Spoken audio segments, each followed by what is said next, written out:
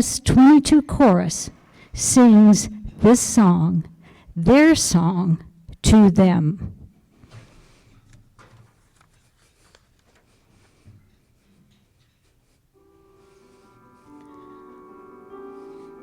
Looks like Davis High School auditorium, doesn't it?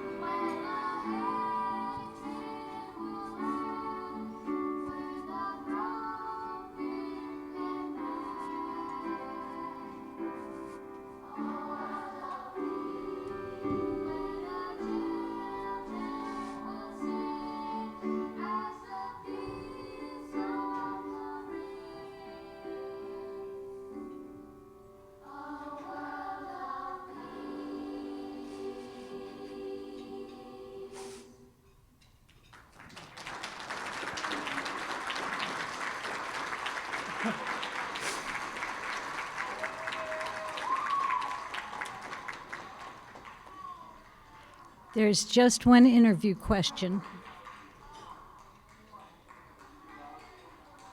The full video can be accessed on YouTube.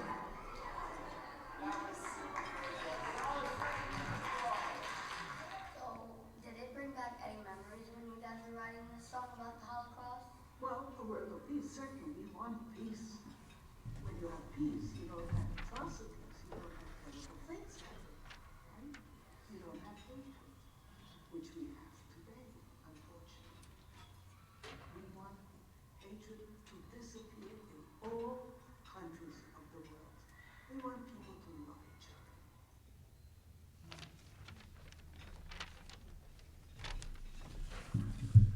Thank you.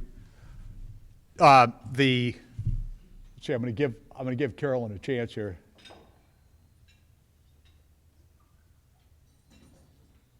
There we go. The sculpture that's on the screen is entitled Never Again and presents itself at the Dachau concentration camp commemorating 50 years after the Allied liberation of that camp. I have to say that I wrote this invocation about 3 weeks ago prior to the events of the war crimes evidence that is appearing in the Ukraine. Going into a pawn shop in my predominantly German hometown with my fellow 11-year-old friend in 1962 was not unusual.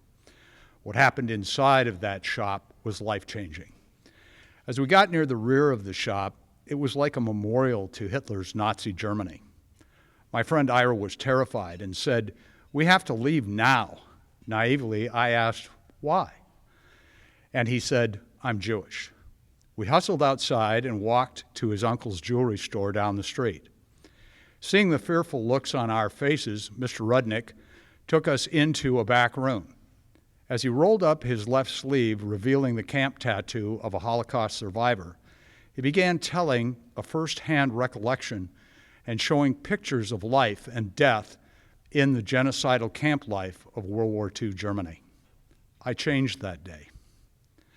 As I learned more and saw how my best friend feared a repeat of those times, I kept asking myself, why? Why the killing? Why the death? In 2006, I visited Dachau and saw the torturing instrumentalities of this horror and blight on humanity. By then, I was an adult, still asking why. Reading Herman Wouk's books, Winds of War and War and Remembrance, illustrates and humanizes the real-time degradation of humanity slipping into a disgrace of blatantly ignoring the buildup of at least one of the worst horrors humankind has ever experienced. The author emphasizes the Western world ignoring the then overwhelming evidence at a time that this could have been stopped. Failure by ignoring the problem was as much to blame as the butchery carrying out the horror. As Rotarians, we are pledged to be involved. As Rotarians, we are willing to see the indicators of genocide and should call out in our international ways and ensure that this pledge is followed. Never again. It is a calling of the highest order. We should never be too busy or disengaged to allow repeat of the genocidal atrocity that occurred there or anywhere. Please join me as we invoke the great Spirit of all, the God to whom we look. Father, our simple plea today is that we recognize evil in our presence and commit ourselves to the goal of self-involvement at a sufficient level so that in our humanity, genocide never occurs again. Amen.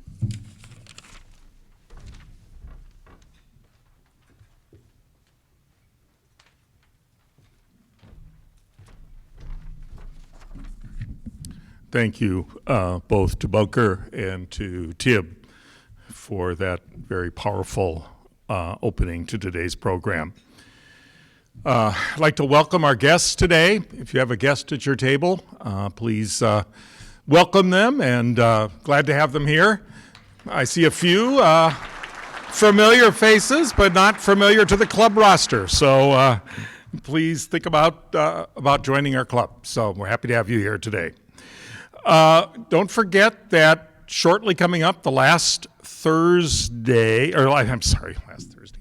Saturday of this month, April 30th, is Rotary Work Day. As you know, Sheriff Udall is in charge of that, and he knows where to find you if you don't show up. So we would be happy to have that. Please sign up, and sign up sheets at your table. Now, one of our favorite things, we have a new member, and none other than Nancy Leahy. We'll be introducing him.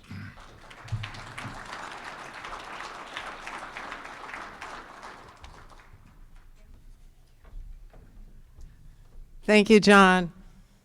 Bring this down a little bit.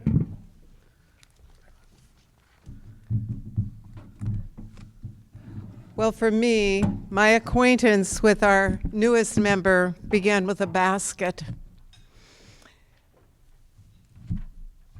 Very much like this basket you see here. In 1997, picking up items for the KYVE auction, I stopped at Sunnyside Hospital, and out comes this friendly lady with a warm smile and a basket full of beautiful goodies, practical, and always some food treats inside. Her name was Sandra Lindy. Years later, I stopped for another basket at the hospital for a charity fashion show at Gasparetti's, and once again, out comes thoughtful, beautiful auction basket prepared by Sandra Lindy. A decade later, I would office right next door to Sandra at the Astrea Sunnyside Hospital. Sandra was then and is now the president of the school board for Sunnyside School District. It was then, 10 years ago, that I met Sandra's husband, LaDon. Today, I have the privilege of introducing our newest Rotary member, Yakima County Commissioner, LaDon Lindy. LaDon is an inspiring person of education, family, local enterprise, professional commitment, and community. LaDon was born at a very early age. That's usually pretty good. October 26, 1960, in Bellingham, Washington. His parents were dairy farmers in Linden, Washington. They later moved to Bellevue, then Corvallis, finally landing in Granger. Except for time at college and for missionary service, LaDon has lived in the Sunnyside Granger area since 1976. He learned Spanish while serving on a mission in Chile for the Church of Jesus Christ of Latter-day Saints and has been fluent in Spanish ever since. He and his wife Sandra have been married for 38 years and have been blessed with 6 children and 10.75. Boy, it must be getting close. 10.75 grandchildren. The children have all grown up and left home. Sandra continues to serve on the Sunnyside School Board as president, as she has for 10 years, and serves as chaplain at Astoria Sunnyside Hospital. Their daughter Jessica completed her bachelor's degree at Eastern Washington University with the combined funds of the Molly Davis Scholarship and a track scholarship. Jessica and younger daughter Erica have both held the title of Miss Sunnyside, Washington and Miss Yakima Valley.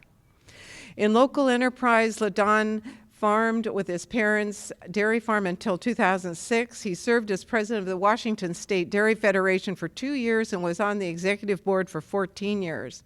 He sat on the governor's agriculture committee advisory board advocating for agriculture and ag policy. In professional commitment, LaDon's family sold their farm, and he went to work then for Sunnyside Community Hospital, which is now called Astoria Sunnyside Hospital, and he served as the HIPAA compliance officer and director of medical staff services. He is also a certified medical Spanish interpreter and translates documents from English to Spanish for fun. He has served as the Yakima County Commissioner since November 2020. LaDon was the campaign manager for Republican State Representative Barbara Lisk, Bruce Chandler, and Dan Newhouse, and served as the advisory committee for U.S. Senator Slate Gordon. His committee involvement has included a variety of school committees, 8 years as a youth basketball coach in Sunnyside. His beautiful singing voice and musical talents such as drumming and piano have been enjoyed by people throughout the county for decades.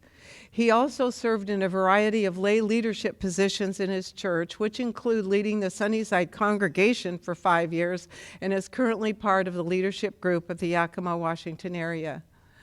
I have a privilege of introducing this man of courage, and I say courage because you can see by the resume that he has changed careers radically, raised 6 children, and succeeded in becoming one of our leaders of this county. I want to make a quote here from Maya Angelou. Courage is the most important of the virtues, because without it, no other virtue can be practiced consistently. We can't be kind or true, merciful, generous, or even honest without courage. Ladies and gentlemen, introducing to Rotary Commissioner LaDon Lindy.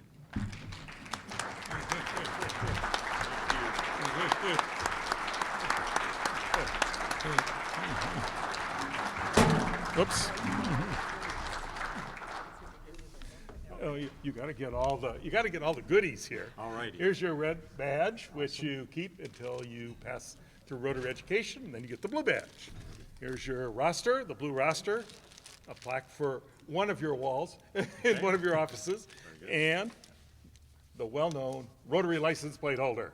So, plus the fact, in listening to your resume, I can see a number of committee chairs out there salivating for a member. So, welcome. Glad to have you here. Thank you very much. Thank you.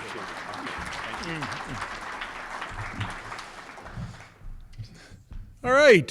Now, moving on to one of our other wonderful annual activities, the spring scholarship dinners, which is always one of the fun things we do and one of the fun ways to raise money to help students. With that, we have Dana Eliason. Thank you, President John and fellow Rotarians. And I just want to clarify one thing. These Rotarian scholarship dinners are not to be confused with the other scholarship dinner that takes place down the valley on June 4th. So anyway, all of you must have picked up your badges, and you have these little yellow slips of paper in them. However, it did not have the month on there. So it is the month of May that we're scheduling these fireside dinners, May 15th through the 25th. You've got 10 days. One of those days has to fit for each of you. We are looking for hosts because we'd like to really increase the number of our dinners this year. So we're looking for hosts. And the deadlines to sign up for that hosting opportunity is April 22nd.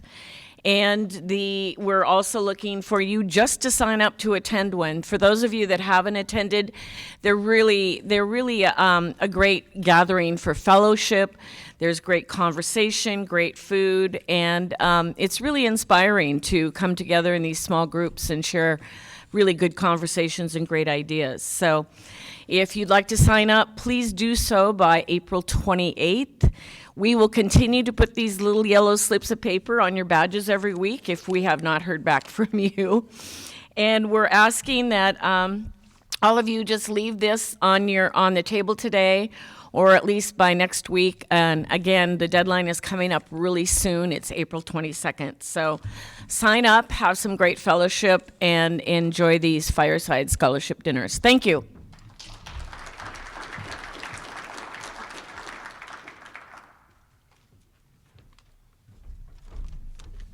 Just to follow up with Dana, notice that you sign up for the date on there. Make sure you put your name on here also. There isn't a slip, there isn't a spot there for your name, just so don't forget to put your name down there. Otherwise, we'll assign everybody to Carolyn's house for dinner or something fun like that. So anyway, thanks a lot. They're always a lot of fun, and it's always an opportunity to get to know people that you don't normally spend a lot of time with. So that would be great. Now for our Sergeant at Arms, she normally likes to do the invocation, but today she's doing Sergeant at Arms, Amy Mabe.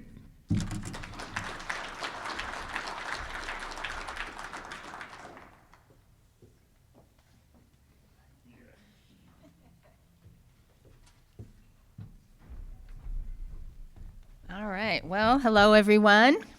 Nicely full room. That's great. I've got my sergeants ready to go. We're going to start. Music is going to be the subject today. So music has been a huge influence in my life, and specifically for some reason, the pop music charts during 1982 had a particularly large impact. So today we're going to go back in time, trip back with me to the week of April 10th, 1982. Where were you? And we're going to discuss Casey Kasem's Top 40. So, I don't know, clap and cheer if you know Casey Kasem, right? All right. So to start us off, let's quickly discuss the man himself. Casey Kasem's best-known catchphrase was keep your feet on the ground and keep reaching for the stars. But another catchphrase he was famous for came from a cartoon character he voiced. Was it yabba dabba doo, hey boo boo, zoinks, or don't have a cow, man? So was it yabba dabba doo, hey boo boo, zoinks, or don't have a cow, man? Which one? A little louder. Let's hear it in character voice. Can somebody give me a character voice? No? All right. Right. If it is zoinks, and if you knew it was zoinks, pay $1. And if you know who said it, also pay $1. All right, number 2. Joan Jett and the Blackhearts had a #1 song this week in 1982. I used to love to listen to this song in my basement while doing which activity? Was it my homework, playing with my hamster, roller skating, or playing video games on my tabletop arcade game? Which one do you think it was? I heard a hamster, I hear roller skating. No one thought I was doing my homework, right? It was roller skating. So if you didn't guess roller skating, pay $1. And speaking of video games, this week the number 11 song was about a very popular arcade video game. Was it Diggin' on You, the theme to Dig Dug? Kong and I, inspired by Donkey Kong? Slither Up to Me, inspired by Centipede? Or Pac-Man Fever, inspired by Pac-Man? Let's hear it. You guys are a quiet group today. Does nobody feel like yelling out? Okay. What? Again, a little louder, David. Pac-Man Fever. Pac-Man. I had a routine that I would regularly do to this song, too. So if you knew it was Pac-Man, pay $1.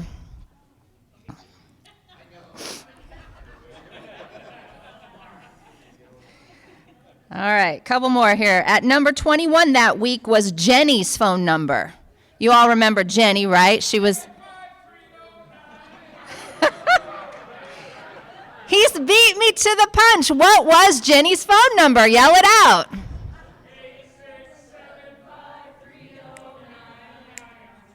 If you don't know Jenny's number, pay $1. It went viral in 1982. Come on now.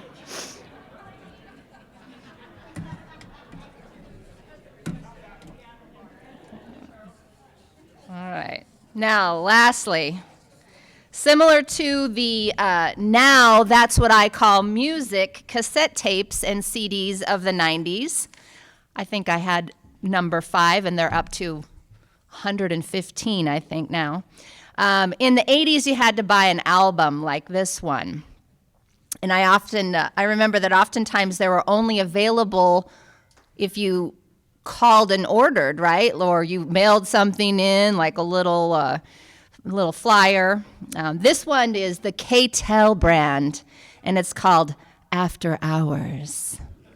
And I specifically remember getting this at the Payless that was at the Valley Mall. So this song features 6 of the songs that were featured on that week's countdown. Tell me which one of these songs was on the countdown but not on the album. Okay? Was it Don't Talk to Strangers by Rick Springfield? Raise a hand if you for which one you think it is. Was it Don't Talk to Strangers by Rick Springfield? Was it Open Arms by Journey? 65 Love Affair by Paul Davis? Or was it Always on My Mind by Willie Nelson? Okay, well, here's what we're going to do. If you've ever sung along to Always on My Mind by Willie Nelson, or you ever encountered Willie Nelson on one of his trips to the Yakima Glebe area to visit his mom, pay $1. So if you've ever sang along to Always on My Mind, get your dollars out and pay $1. And that's it. Thanks for going back to 1982.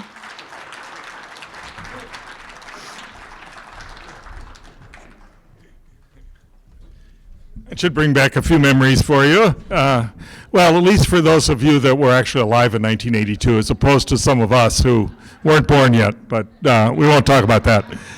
And now, to introduce our speaker, here she is again, Bunker Frank.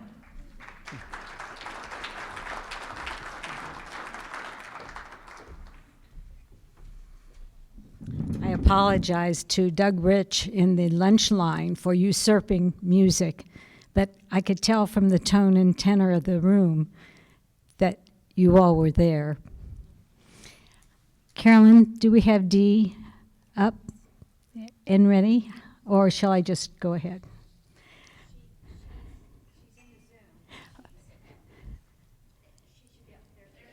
Oh, hello, Dee. It's my pleasure to introduce Dee Huck. The National Holocaust Remembrance Day is April 28th and appears on most calendars, and you may or may not have noticed it. We were fortunate to secure Dee Seaman, CEO of the Seattle Holocaust Center of Humanity. She is the daughter of a Holocaust survivor and has served as CEO since 2006. The center was actually founded in 1989 by local survivors in the Western Washington area. Dee spearheaded the campaign to open a museum and has helped Holocaust Center to expand outreach and community presence. Larry and I were fortunate to visit the museum last Sunday. I came away secure in the knowledge of the fit with the Rotary philosophy of apolitical humanitarian service and advancing goodwill and peace around the world. Today, a mission more important than we would have been believed 6 weeks ago, as Tim reminded us. It is necessary to realize that there are 52 Rotary clubs and 1,000 members in Ukraine, and 127 Rotary clubs in Russia with 1,200 members involved. Welcome Dee, as she shares the important work of the Holocaust Center of Humanity.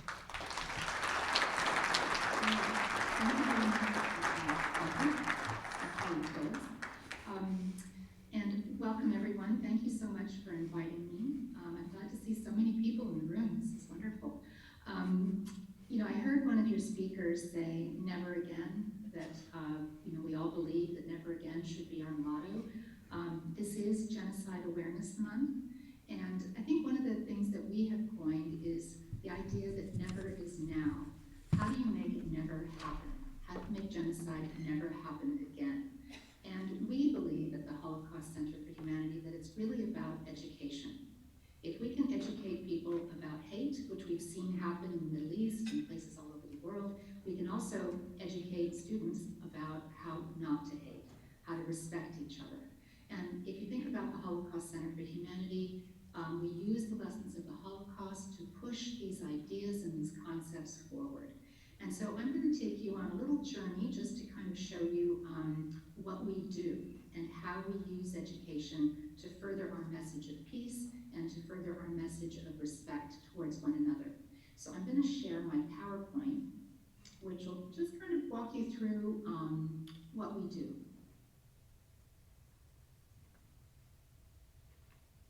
There you go. Can everyone see that? I assume you can, unless I hear different. Okay. So the Holocaust Center for Humanity began, as Bunker said, many years ago. We're 32 years old. We have a museum in downtown Seattle. Our main purpose is to educate, whether it's students or the community. And education is key to how we inspire people to act and to think differently. So our mission is to use the Holocaust Center for Humanity teaches the lessons of the Holocaust, inspiring students of all ages to confront bigotry and indifference, promote human dignity, and take action. And I think it was Elie Wiesel who said that greater than hate, more powerful than hate, more destructive than hate is indifference. And so we included that in our mission because it's a real call to action. And this is our museum in downtown Seattle. I invite you all to come visit. It's on the corner of 2nd and Lenora. And during an average, before COVID, an average school day, we would have about 2 to 3 school buses a day. Our center reaches about 50,000 people in Washington State annually.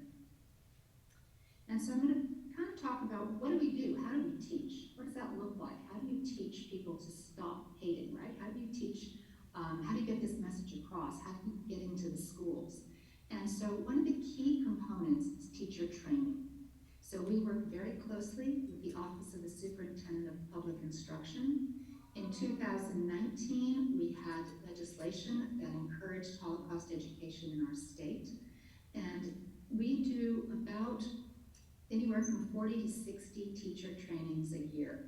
So if you think of it, if we train about 750 teachers, that's about 48,000 students that we reach. So teacher training is key to the way that we teach, to the way that we get to the classrooms. We have virtual field trips now because of COVID. Students can't come, and we realize that students from all corners of Washington State can't come to the museum. And so we have created virtual field trips with docents, and they walk through the museum. We have a speakers bureau of 30 members. They're a combination of Holocaust survivors and people who've experienced or whose families have experienced human rights violations or atrocities. And they are speaking in schools, they speak to communities. We are engaging them almost 6 to 7 times a week. We have a speaker presentation somewhere. We've developed a lot of online resources. We have a cadre of teachers called Educators for Change, which represent teachers, again, from every corner of the state. And these teachers tell us what to do. They tell us how much time teachers have. What are the obstacles to teaching the Holocaust and to teaching about hate? What are the administrators telling them to do? What subjects are they actually teaching this subject in? What we've discovered is that people teach the Holocaust in many different subjects. Math teachers, science teachers, English teachers, ESL teachers, all across the board, history, civics, of course, social studies, you name it, teachers are teaching it. And so one time we had a science teacher come into the museum, and I asked this science teacher, why are you bringing your science class to the Holocaust Museum? Just out of curiosity. And he said, I don't feel right teaching science without teaching ethics. Because after all, wasn't that one of the problems? And so really, the teachers come to us with great passion and the great desire to teach ethics through Holocaust education. We have a student leadership board, which again comes from students throughout the state. There are about 45 of them now, and these students tell us what students want here. What are students concerned about? Are they concerned about bullying? Are they concerned, what is their concern and how can we help them in their schools? What we have found in the last year that one of the things that students are very concerned about is cyberbullying. They're also concerned about false information and how to process information when they get it. And so we've developed programs to work with them around some of these issues. And every year the issues change, and every year we change how we teach our teachers and how we address the issues that are concerning kids on the ground, basically. And with that, I'm going to move on to the next slide, which shows, there you go, these are some of the members of our Speakers Bureau. One of the members of our Speakers Bureau, Carla Pepperzak, who I don't think is actually in this photo, she lives in Spokane, and she just had a middle school named after her, the Carla Pepperzak Middle School in Spokane, so that's pretty exciting. This is a docent giving a tour in our museum. And now, and excuse me for rushing so quickly, because we have very little time and so much to cover. Now I'd like to talk about some of the things we do in the greater community, outside of schools. How do we work with adults? So we have a bi-monthly, I guess, lunch and learn program. And in our lunch and learn program, which is online, people can connect to it through our website, we have many speakers on various topics. People from the tribes, people from, you name it, any topic you want to talk about, we have speakers. And that program has been running since COVID began, and we have an average of 200 people attending each of our lunch and learn sessions. Our museum reopening just happened 2 weeks ago, and so the museum is up and running. We have a number of community programs like this one, me talking to you. We also celebrate or commemorate Yom HaShoah and International Holocaust Remembrance Day, and many other programs that educate. Every time we have a program, it's all about education. We have partnerships with many other organizations throughout the state, and we'll work with them to do programs in their museums or in their community centers. So partnerships are a huge way that we outreach. We have something called Ambassadors for Change and Continuing Generations. These are groups of, the Ambassadors for Change are 20 to 40-year-olds who work with us. Their main objective is really to fight genocide, and they work with us on a lot of genocide programs. We also have a Continuing Generations group, which is children and grandchildren and now great-grandchildren of Holocaust survivors. Many of them are speakers now, many of them tell their family stories, and they're an integral part of our programming. We also have a police training program, and I will talk about that in a minute, but our police training program started in 2017 and is going strong. So I will talk a little bit about that later. This is Police Chief Kathleen O'Toole when she was police chief in Seattle. Just kind of a picture of some of the people involved. And Elie Wiesel once said that there is divine beauty in learning. And we truly take this to heart, that there is nothing more important than changing the hearts and minds of students and also people. And that is the way that we will work to prevent genocide. And now I'm going to just talk a little bit about what that looks like and how we use these lessons. So if you think about the pyramid of hate, I don't know if you, raise your hand if you've heard about the pyramid of hate. Okay, no one, okay. So if you think of the pyramid, up at the very top is genocide. That is the ultimate, right, the killing of millions of innocent people. Down below, the base of the pyramid is something that you and I see every day. It's scapegoating, it's stereotyping, it's jokes, it's things that humiliate other people, things that threaten other people's dignity. The things that we see every day is the bottom of that pyramid. Could be bullying, could be, the base is what we see, and certainly students see it. And if we work really hard, if all of us take responsibility for stopping that base in the pyramid, when you hear something, say something, right? Stop that base. If we do that, then you can't build a pyramid. You can't build without a base. And that's the concept of how we, as everyday citizens, someone who sometimes feels helpless, and I know we all do when we talk about genocide, it's like, what can I possibly do? Well, the idea is that you start right in your backyard. You start one person at a time. You start by taking responsibility for speaking out for others around you, for not allowing that base to be created. And so that is really the nuts and bolts of what we teach and what we talk to students about. How do you become proactive? And one of the students recently told me that, who's touring our museum, said that he's going to ask the kid on the basketball court who sits on the bench to come play with them. And I thought, hey, mission accomplished, right? That's it. That's the kind of thing we are looking for. Look around, look at the people around you. How can you make people around you feel included, and how can you protect them? So that's the base. I'm going to talk a little bit about how we transmit these lessons, and I think I still have time, right? Do I still have some time? Okay, I see some heads bobbing. Okay. So how do we teach these lessons? How do we communicate this? And how do we use the Holocaust as an example? So I'm going to share a story, one of the stories in our museum, a story from that's featured. We have a lot of stories in our museum. If you come here, it's all about the stories of local survivors.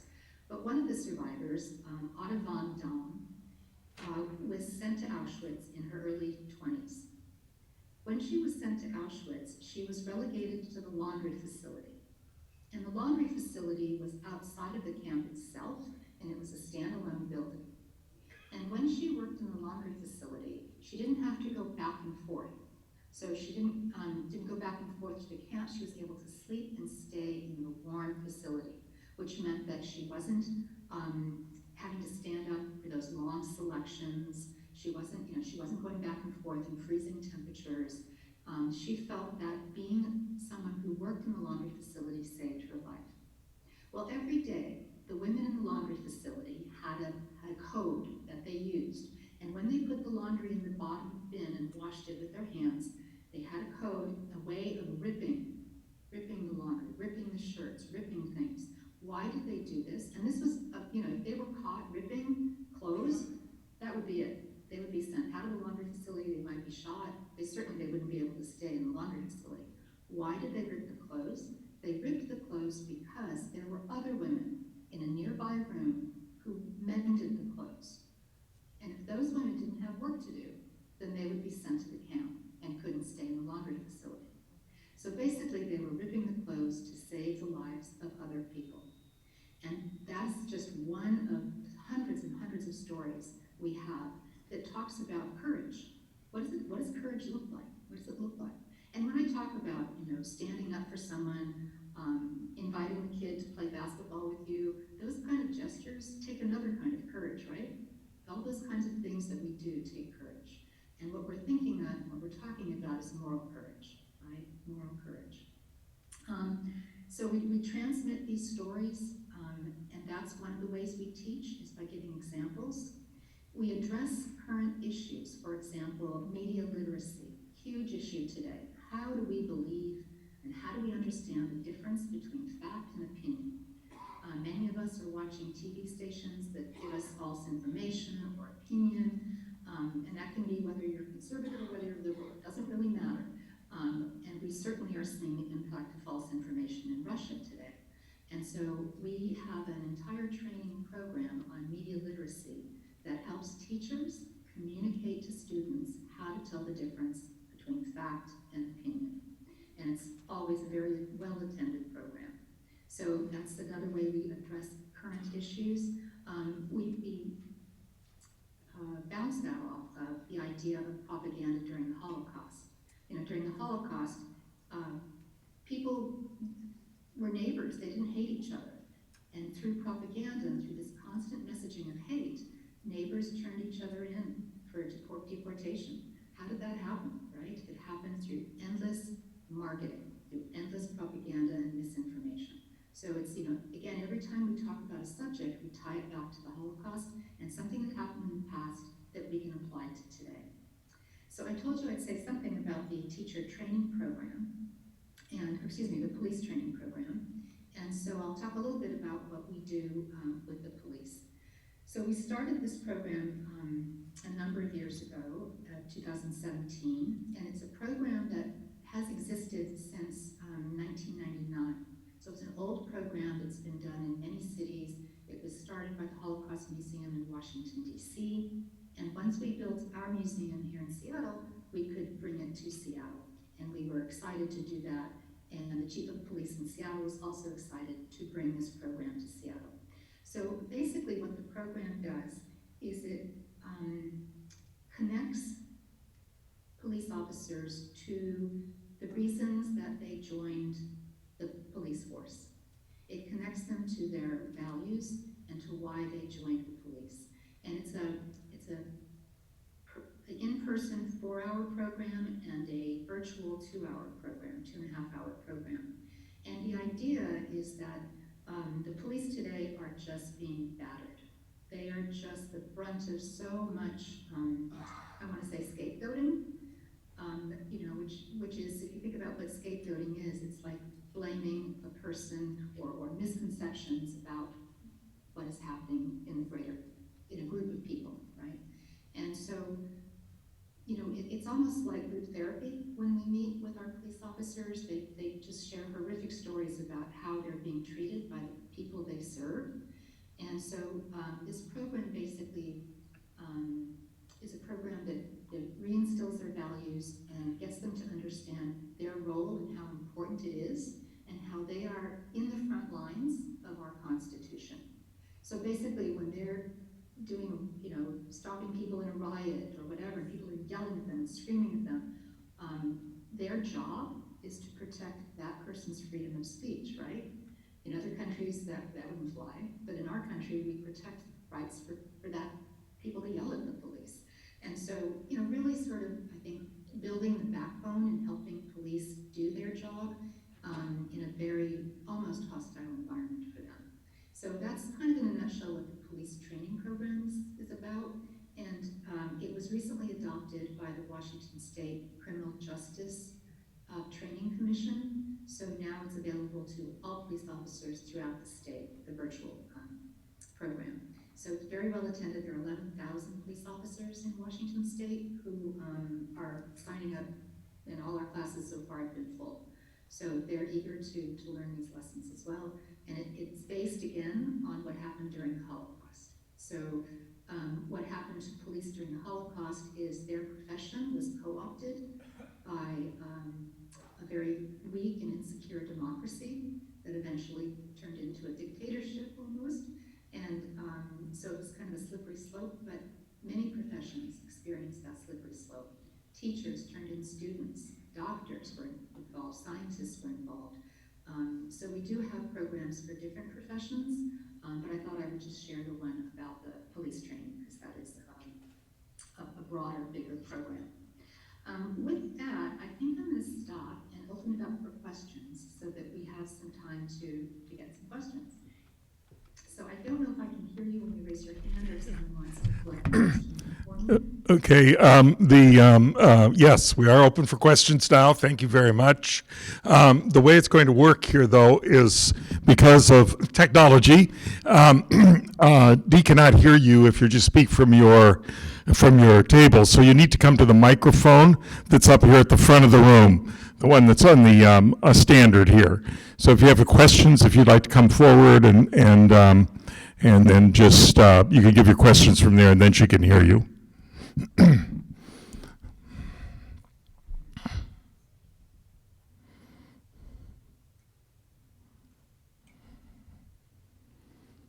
You're the test case, Rick. How would you describe what is happening with Putin in Russia internally and what he's doing in Ukraine to the early stages of Hitler in Germany? I think there are so many ways that we can find similarities. I think that the key is this propaganda machine. But like I mentioned earlier, that was the key to Hitler's success, was changing the minds and hearts of the people in Germany. And it was surprisingly easy to do because I think when there are economic hardships, people tend to be afraid, and so they will grasp at whatever solace or comfort or leadership that they can find. So I think that is a huge similarity. I think that the reluctance of other countries to act, is similar. The plight of refugees, and I could go on. There are many similarities, but I think the lessons to learn is that people need to be given accurate, truthful information. And I think even at the beginning of this war, I was noticing that many of the news that we saw, much of the news that we saw, just had burning buildings or buildings that were bombed. And only now are we seeing the real toll on children and the death counts. And I think the greater public needs to be made aware of the atrocities. We can't protect people from the horrific things that are happening because otherwise they won't act. No one's going to act if they see a burning building. No one's going to feel engaged until they actually see the toll that it's taking. And in the Holocaust, Germany was very good at protecting information. And of course, information wasn't as free-flowing as it is today. But people in America didn't react the way they might have had they had more information, more accurate information.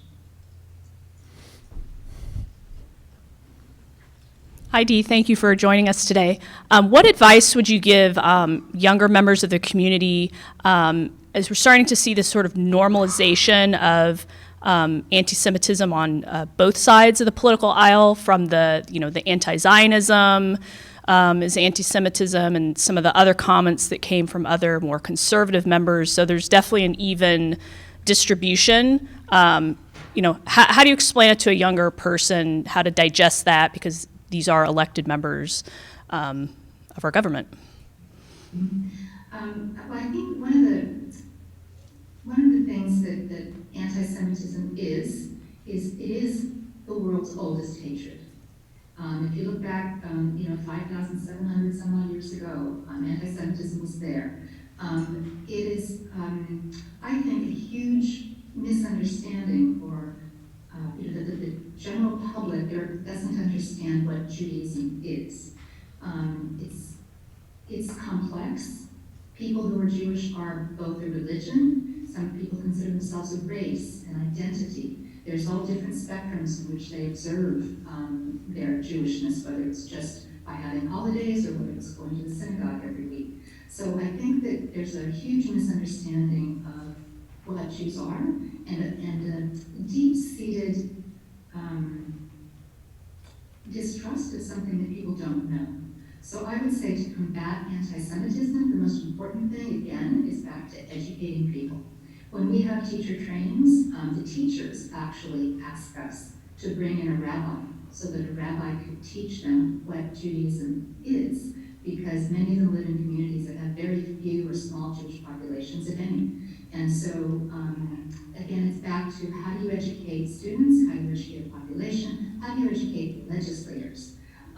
Recently, when we saw legislators wearing Star of David as a way of protesting mask wearing, it was inappropriate, and it wasn't, it was a distortion of Holocaust history. And so I personally worked with a number of legislators to sort of educate them about why that was inappropriate to do that. So I think, again, back to education, back to getting legislators engaged. I think, what I found is that they are eager to learn. It's just a question of how and when, and getting their attention.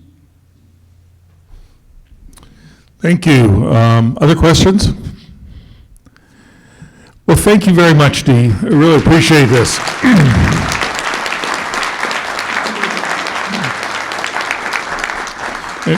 Dee, one of the things that we've been doing at each speaker this year is we've been giving a book that speaks to some of the issues you've talked about to the two community centers here. And this week, in your name, we'll be giving a book called More Than Any Child Should Know, which I'm sure you're familiar with. It's the graphic novel, a real life story in graphic form of a German Jewish boy who managed to escape the Holocaust by being sent to England and then on. So it's a very powerful story, and I know that when you spoke, Dee, about the fact of people seeing people, I know when I certainly knew about the Holocaust, but it didn't really strike home as much as when I went to the National Holocaust Museum, and you really see the individuals. It was the quietest museum I've ever been in, and the saddest. So I encourage you all to go to the center in Seattle, and if you're in Washington, D.C., also to that. Yeah, I might add that there has been a number of Rotaries who have done group field trips to our museum, and I've given them personal tours. So if that's something of interest to your Rotary, I'd be happy to do that. All right, great. Well, thank you very much. A field trip. I love road field trips. And road trips. Road trips. As long as we have road trip food, too. So, anyway, thank you again, Dee. I appreciate it very much.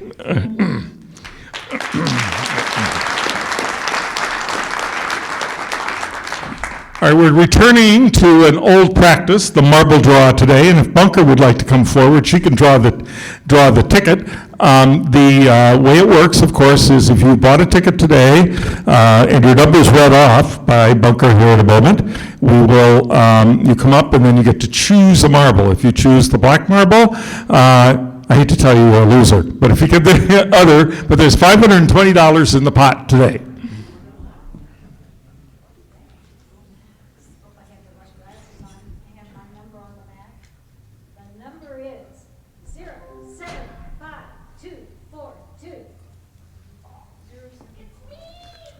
It's me, there you go.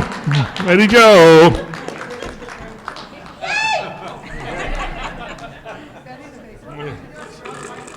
Yeah, you have to draw, you have to draw a non-white one.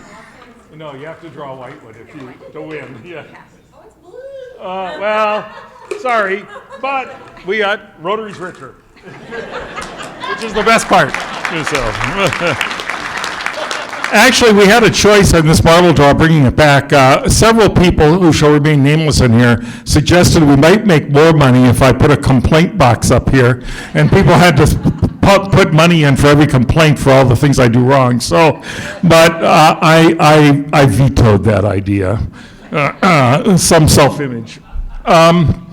Next week, our program will be W.D. Frank, who will be speaking about Central Washington mountaineering. So bring your mountaineering gear, and that should be really exciting. W.D. has worked with the museum and other people on the exhibit that's at the museum that just opened this week.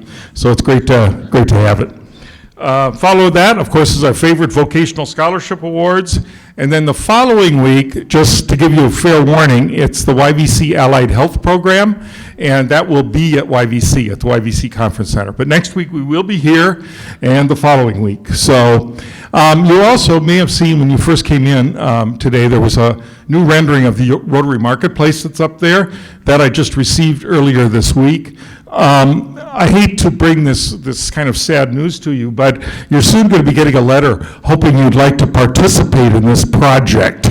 So that's called fair warning. But anyway, it's, I don't know, maybe it's not there. There it is. It's going to be pretty exciting. We're really excited about seeing it happen, and hopefully we'll be starting at June. So again, look forward to it, and thank you all for coming. Go forth and enjoy the rest of your day.